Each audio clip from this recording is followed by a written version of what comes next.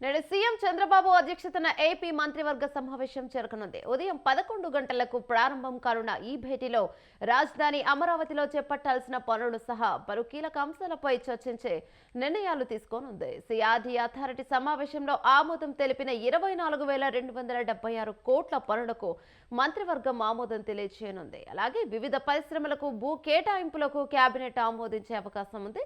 వివిధ ప్రభుత్వ శాఖలు ప్రతిపాదించిన అంశాలను మంత్రివర్గంలో చర్చించనున్నారు.